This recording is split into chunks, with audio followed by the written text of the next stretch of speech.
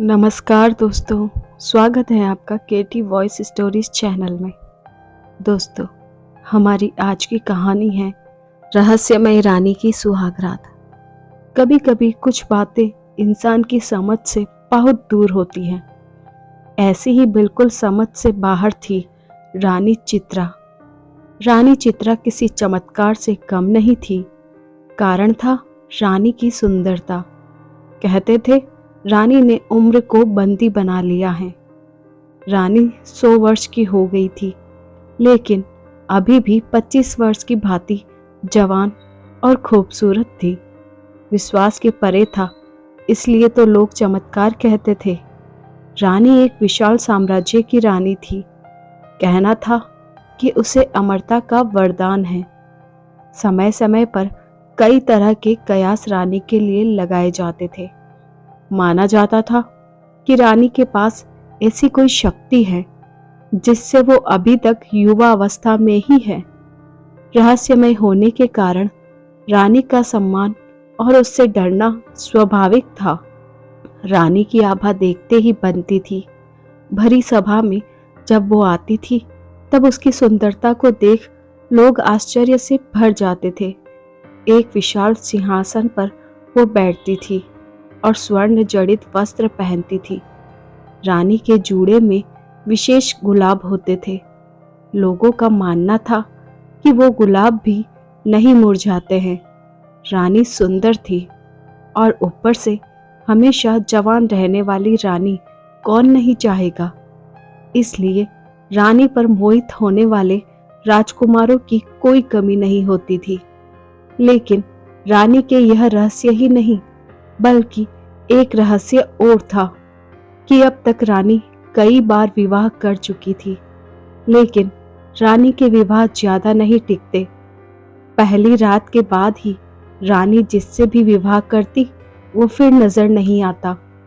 एक रहस्य से भरी रानी, और रानी की इतनी रहस्यमय बातें पता होने के बाद भी रानी के ऊपर मिटने वालों की कमी नहीं थी। एक अजीब सम्मोहन था जो सबको उसकी ओर खींचता था। जिज्ञासावश ही कई रानी का होना चाहते थे कि आखिर रानी के पास ऐसा क्या है जिससे वो 100 वर्षों बाद भी अभी तक ज्यों की त्यों बनी हुई है। पड़ोसी राज्य का एक युवा राजकुमार अब रानी पर मोहित हो गया। रानी को प्रस्ताव दिया कि वो उनसे विवाह करना चाहता है। वह बड़ा बहादुर था। कई दिनों के बाद उसने यह निर्णय किया था। रानी को मिलने वो सभा में आया। रानी ने कहा कि मुझसे विवाह क्यों करना चाहते हो? राजकुमार ने बोला, ना करने की एक वजह आप बता दीजिए। हमेशा युवा और इतना रहस्य, इसे मैं अपनाना चाहता हूँ।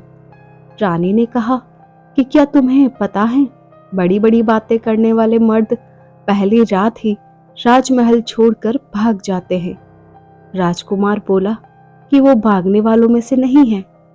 रानी बोली, हमने यह दावे पहले भी सुने हैं, लेकिन जिस आश्चर्य को देखने वो आते हैं उसे देखने के बाद किसी को दिखाई नहीं देते हैं।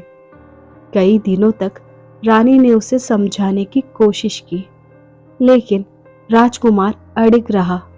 रानी ने कहा कि हमने तुम्हें बहुत समझा दिया, अब तुम्हारे साथ जो भी होगा उसके लिए तुम स्वयं जिम्मेदार होंगे।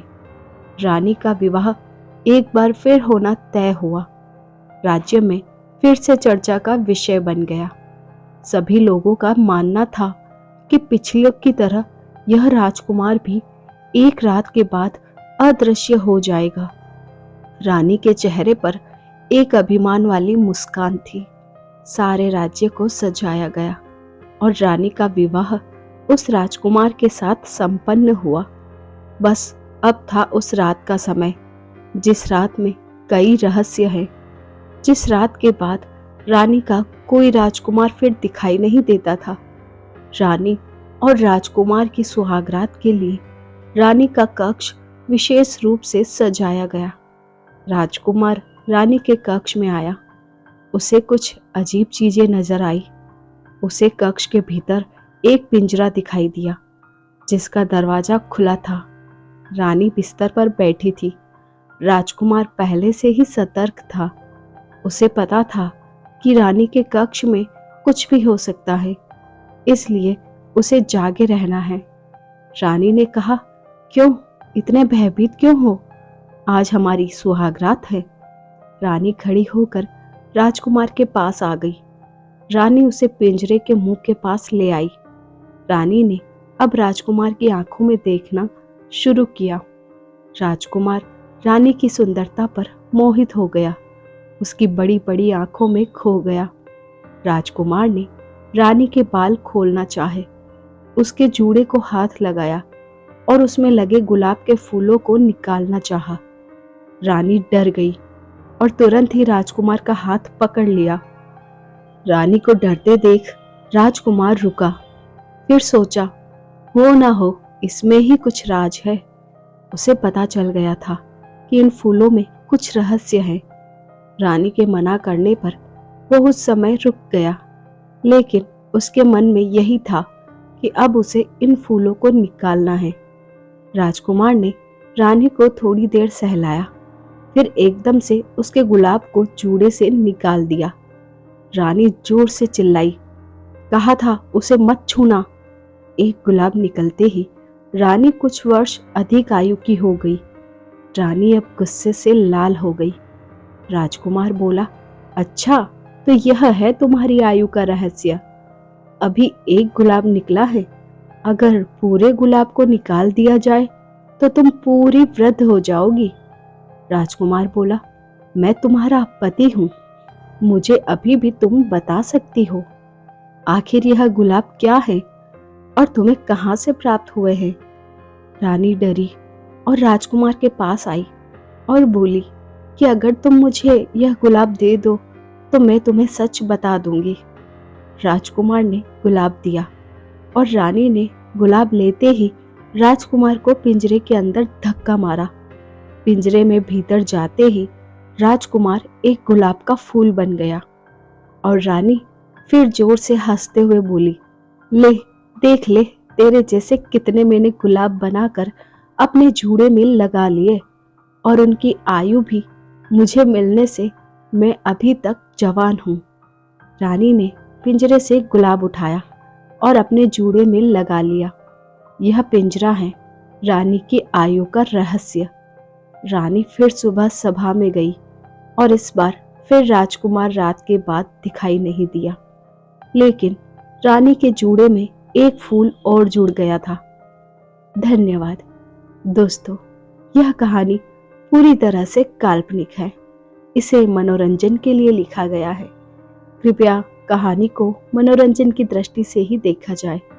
इसी तरह की और काल्पनिक कहानियां आप यहाँ सुन सकते हैं और अपना प्यार सपोर्ट हमें देते रहिए। वीडियो को लाइक शेयर कीजिए, चैनल को सब्सक्राइब कीजिए, बेल आइकन को प्रेस कीजिए ताकि न्यू स्टोरीज का नोटिफिकेशन सबसे पहले आप तक पहुंच सके। Thanks for watching.